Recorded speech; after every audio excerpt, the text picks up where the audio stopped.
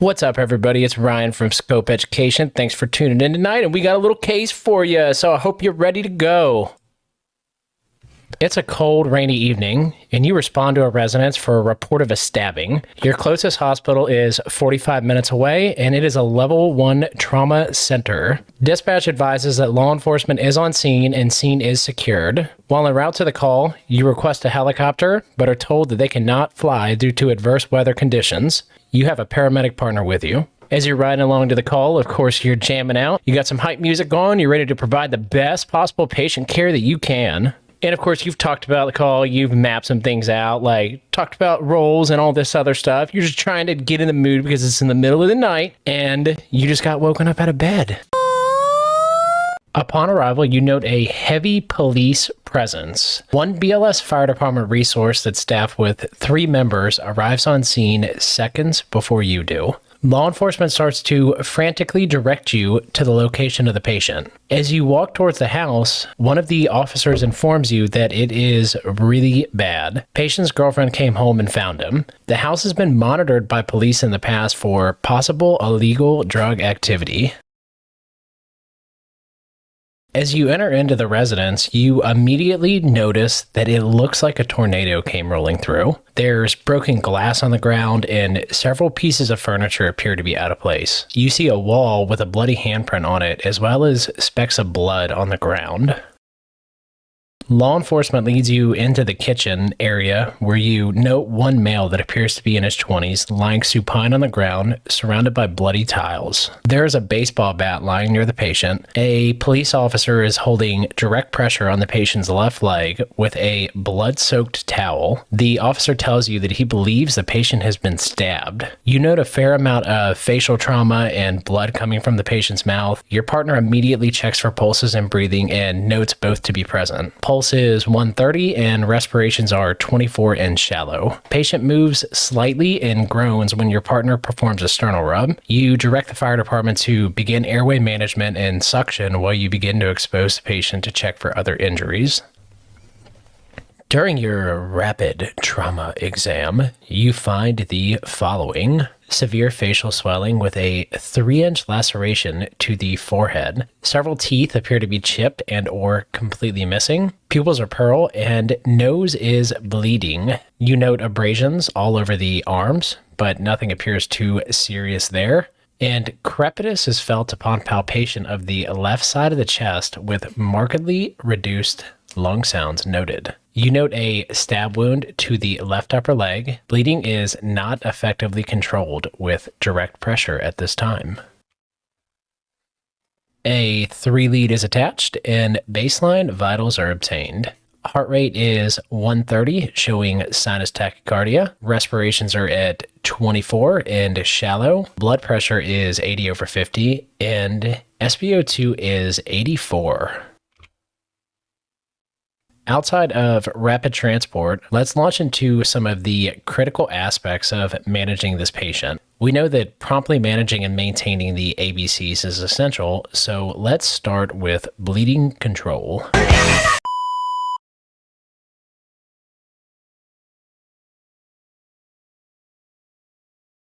I apologize for the interruption, but sometimes when you're feeling the music, you just gotta let it flow. Just like with medicine, you just gotta let it flow sometimes. Now let's talk about stopping the bleed.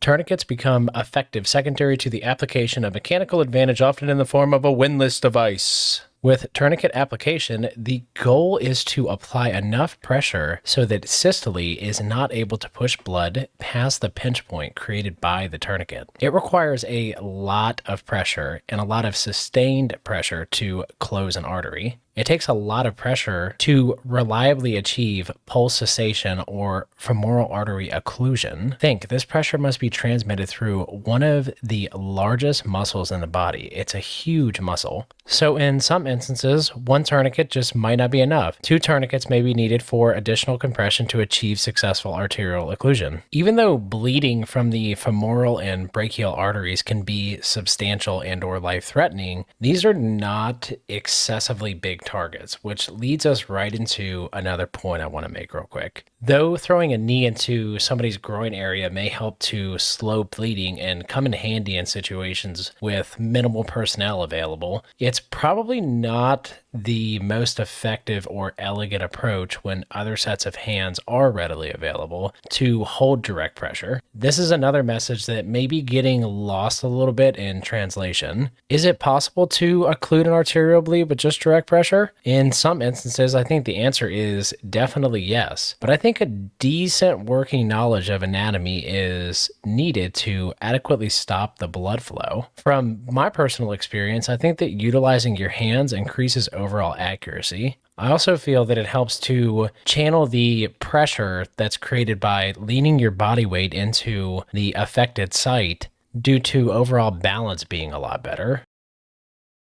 Now, if you can recall, this patient is presenting with markedly diminished lung sounds on the left side. I feel like this horse has been beaten nearly to death, but we must recall that tracheal deviation is a late sign. Any evidence of a developing tension pneumothorax should be addressed immediately. As a really quick review, a tension pneumothorax is when air is forced into the pleural space and begins to collapse the affected lung. Over time, this causes the mediastinum to shift to the opposite side, which results in kinking of the vena cava, which in turn reduces venous return to the heart, leading to hypoperfusion and or states of shock. My preferred site is the fifth intercostal space anterior axillary line. Best evidence as of now suggests that this site has the lowest predicted failure rate out of the commonly suggested sites for needle decompression. All right, people, now let's move into airway. Airway adjuncts such as MPAs and OPAs do a fantastic job in the field of optimizing airflow. Bilateral MPAs and an OPA prop open every air passageway door if possible. And regarding MPAs and head trauma, I think it's about time to scrap that one in most cases, along with backboards and normal saline. Let's take a look at a quick positioning tip that will drastically improve pre-oxygenation. For starters, the ear to sternal notch is really the preferred position or the most optimal position we want to place these patients in. If possible, pre-oxygenation should never be performed when a patient is lying flat. Historically, how have we transported trauma patients? Well, we've transported them lying flat on a long spine board. When lying flat, your abdominal contents place pressure on the diaphragm and you drastically reduce what's referred to as your functional residual capacity. This is the amount of air left in the lungs at the end of exhalation. By simply placing patients at a 30-degree angle, we can start to restore the lost functional residual capacity. So why is this important? The volume associated with functional residual capacity is essentially your apneic oxygenation reservoir. When the lungs begin to rest after paralytic administration, decreased functional residual capacity will speed up the time to desaturation during intubation. We recognize that this patient had significant facial swelling, a diminished level of consciousness, and required suctioning off the rib. The indications for RSI are as follows: unable to protect the airway, can't oxygenate, can't ventilate, and anticipated clinical course. This patient, as we said a second ago, required suctioning off the rib due to blood accumulating in the mouth. Already, we know there's an inability to protect the airway. Often during the discussion of anticipated clinical course, the only example brought up is airway swelling secondary to the inhalation of superheated gases. I can't tell you how many airway lectures I've heard where the previous example was used and that was it. I think anticipated clinical course really entails so much more than just airway burns. This patient is currently making tremendous efforts to compensate for their state of shock. The heart rate is still high, but their blood pressure has started to drop. It's truly amazing how well the body, especially the young and healthy body, can compensate for shock and or mask incipient shock for a period of time. Patients enter class 2 shock at 15 to 30% blood loss, which can present with a normal to decreased blood pressure. With that said, patients can roughly lose 30% of their circulating blood volume until changes in blood pressure occur. It's important to highlight that adequate blood pressure doesn't necessarily equal adequate flow. How do the distal parts of the extremities look? When is perfusion status fully restored? Well, perhaps maybe when the big toe is pink. I think it's often a good bet that distal pulses is an indicator of adequate perfusion to the extremities. However, the rule of thumb that if a patient has a radial or carotid or whatever, they have a systolic BP of at least 80 or 90 or something like that is simply not an accurate statement. As the stages of shock progress, endogenous catecholamines become depleted. Ask yourself, if we were to wait several minutes to attempt RSI, are we going to be working with the same catecholamine reserves as we were minutes prior? This patient's mental status is severely decreased and he's having a difficult time protecting his airway. His gag reflex is present at this time. He's ruling in for definitive airway management. Should we pull the trigger sooner than later? I think in this case, the answer is yes. This requires good clinical judgment and the ability to critically think. Initiating the RSI process while some catecholamine reserves still exist while taking other measures to augment pressure seems to be the most appropriate route. We have to think about ways to preserve existing pressure by identifying the potential ways we can impact it negatively. I've sat through many lectures where all that was taught was the anatomical difficulties associated with intubation and absolutely zero regarding the physiologically difficult intubation. I'm not trying to downplay the significance of anticipating and or preparing for the anatomically difficult airway, but we must recognize that this is only one piece of the puzzle. A lot of the time, we recognize a successful intubation as passing the tube through the cords. There is a lot more to it than just that. A successful intubation includes adequately resuscitating your patient prior to the intubation, successfully delivering the tube, and providing proper monitoring and care after delivering the tube. In the words of Scott Weingart, every time you pick up a laryngoscope, you're being given a license to kill. How you go about using that license depends on how much you care about your patients. Everybody loves the term resuscitate before you intubate, but what does that really mean? Once again, in the words of Scott Weingart, when hypotension exists within the peri-intubation period, this is an incredibly risky situation. Starting off hypotensive is the biggest predictor of patients coding during the intubation. So what does this tell us? The ways that patients perish are predictable and oftentimes preventable. So what are some of the ways that we can combat this? Well, we can combat it with volume resuscitation, push dose pressors, and dosing our medications out appropriately. I'm a strong advocate for permissive hypotension, but it doesn't really apply when you're trying to manage an airway. If you're backed into a dark space trying to manage a hypotensive trauma patient's airway, you must recall that airway is still the A of the ABCs.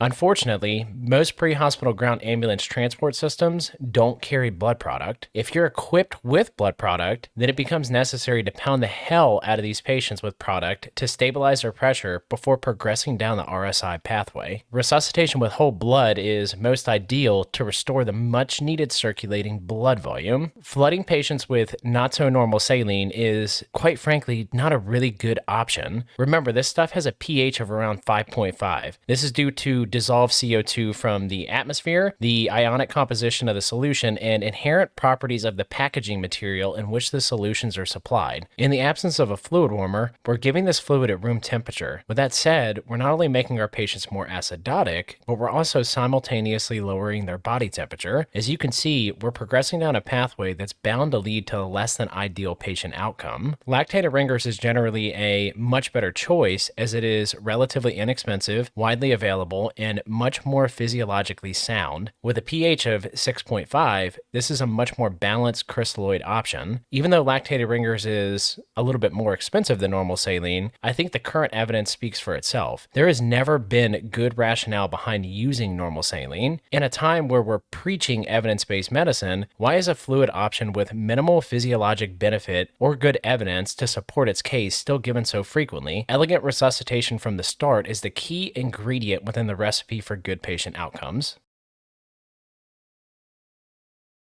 In general, there's not strong evidence to support giving pressors to patients in hemorrhagic shock. When attempting to manage the airway of a hemodynamically unstable trauma patient, we're seeking rapid improvements in the hemodynamic status to facilitate safe delivery of an advanced airway. Push-dose pressors seem to be the best route towards achieving this, with push-dose epi most likely being a good option. But what if my patient is already tachycardic? Won't epi make them more tachycardic? There are very few things that cause tachycardia like shock. I would seldomly withhold giving push-dose epi for stabilization of hemodynamics to facilitate successful airway delivery because of a higher heart rate. An important factor in restoring adequate perfusion is restoring inotropy. The goal is to get these patients around the corner until we can get them resuscitated with blood. So what kind of a blood pressure are we aiming for? I think we all can agree that understanding our equipment and its limitations plays a strong role in our ability to operate smoothly on a call. Most systems out there now acquire blood pressures using automated cuffs. While these are nice because they save us time, they do come with their own set of limitations. These limitations are probably more substantial in the often chaotic pre-hospital environment. Out of the systolic, diastolic, and MAP value displayed on your monitor, the MAP is going to be the most accurate out of all three. This is due to most non-invasive blood pressure devices using what's called the oscillometric technique. Instead of picking up sounds like a stethoscope, it's picking up oscillation wave amplitudes. Once the external pressure of the cuff exceeds the intra-arterial systolic pressure, the arterial blood flow past the cuff ceases. When the pressure from the cuff is released,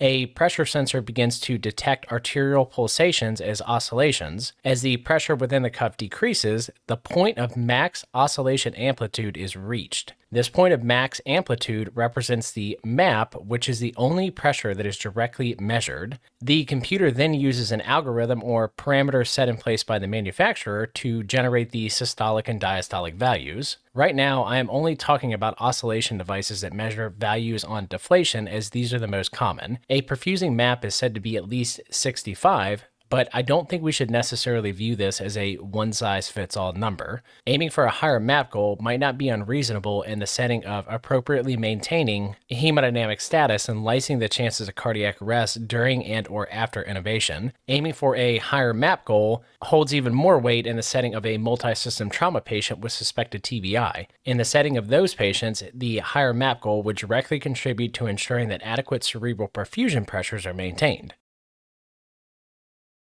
Now let's talk about medication dosing. There are two ways we can kill a shocked patient with induction agents, which are by the direct pharmacodynamics of the drug, where the drug wipes out your cardiac output, and by sympathiolysis. Let's talk about sympathiolysis. When you experience pain, your body experiences a catecholamine surge, which drives up your heart rate and blood pressure. The injured trauma patient is pounding out their sympathetic drive. They're pounding away with adrenaline. So when we give these patients drugs that take away their pain, we run the risk of eliminating their sympathetic drive indirectly. We're taking away their pain and sending them to a happy place full of colorful music, kind of like this.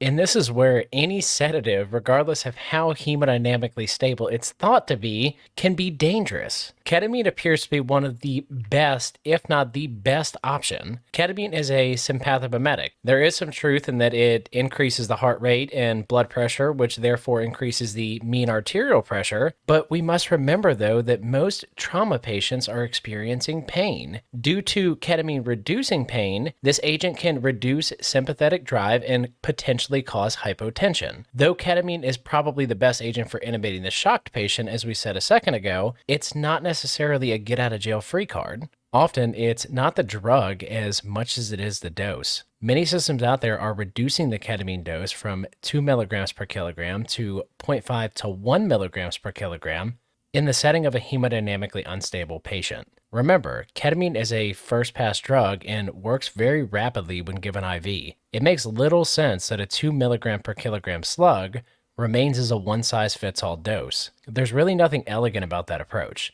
Dose out your medication and slowly give it while continuously monitoring for sedation and checking hemodynamics. I've been surprised in the past by how little IV ketamine it takes to adequately sedate a patient, especially when you're working with the endogenous sedation from shock. People seem to get wrapped around dosing out a medication and feeling like they must give it all, when that doesn't have to be the case. When dosing paralytics, it's important to remember that the full onset of the medication may be delayed due to the shocked state. Hypotension causes a delay in the paralytic reaching more distal musculature. We can combat this by dosing our paralytics high. Additionally, utilizing push-dose epinephrine to augment medication delivery in hypoperfusion sounds like a pretty reasonable option. When we intubate patients, we reverse their natural physiology. We convert their beautiful negative pressure ventilations, which do wonderful things for preload by augmenting venous return, over to positive pressure ventilations. In natural physiology, every time you take a breath, your heart essentially receives a bolus of blood. If we're not cautious with our ventilation strategy, we can cause further hypotension and a decline in our patient's overall status. In reference to end-tidal CO2, I love the 3 Ps of end-tidal CO2 that Eric Bauer from FlightBridge came up with. The 3 Ps are as follows: pulse, perfusion, and pH. As he says,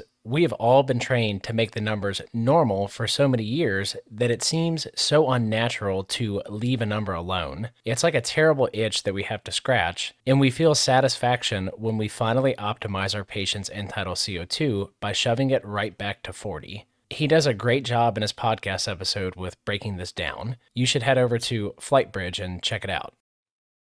Something else worth noting is blood sugar. In the injured patient, the stress response triggers increased levels of plasma catecholamines and glucocorticoids, which in turn leads to hyperglycemia. This doesn't mean that their blood sugar is going to be 300 or 400, but it can be elevated outside of normal range. This is known as stress-induced hyperglycemia. Pulse ox. When a pulse oximetry finger probe is placed on a patient, there is a predictable lag from what is happening centrally to what is being reflected peripherally. It's as simple as the blood in the finger not being in central circulation for 20 to 30 seconds. In severe shock, pulse ox lagging can be significantly longer, like 2, 3, 4 minutes longer. Even though it is the gold standard for measuring oxygenation in the field, it's not always reliable and it can kind of get you into trouble in certain instances. TXA and trauma has been a hot topic for several years in the medical community, so why bring it up again? Well, across Europe, this drug is being used widely in both the pre-hospital and intra-hospital environments. When it comes to emergency medicine in the USA,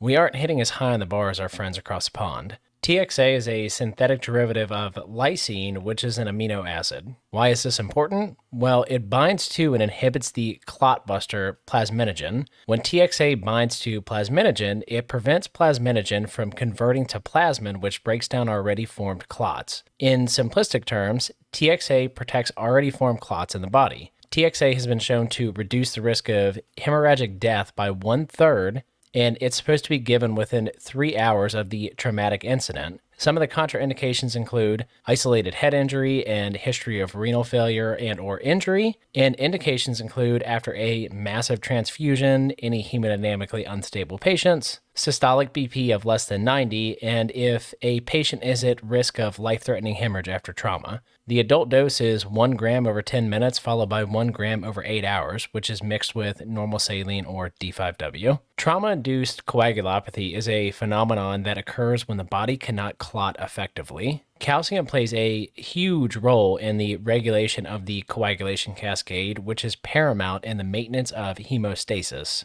Other than platelet activation, calcium ions are responsible for complete activation of several coagulation factors, including coagulation factor 13. When a patient is exsanguinating, they are inevitably losing calcium in the ability to clot. In reference to blood transfusions, we need to note that blood banks use a chelating agent to bind the calcium so the blood will not clot in the bag. Approximately each unit of blood contains 3 grams of citrate. This amount is usually cleared from the body within approximately 5 minutes by the liver. When a patient has experienced significant trauma and needs multiple units of blood, this will compromise the liver and subsequently decrease citrate elimination. This ultimately leads to high levels of citrate, which binds to the patient's calcium and causes it to become inactive. This results in hypocalcemia, and therefore the frontline treatment is calcium administration. In closing, I think we all can agree that one of the most important aspects of trauma patient management is limiting scene time and rapid transport to the hospital. Cold surgical steel is what's going to fix this patient definitively. I hope y'all enjoyed the video. Thank you.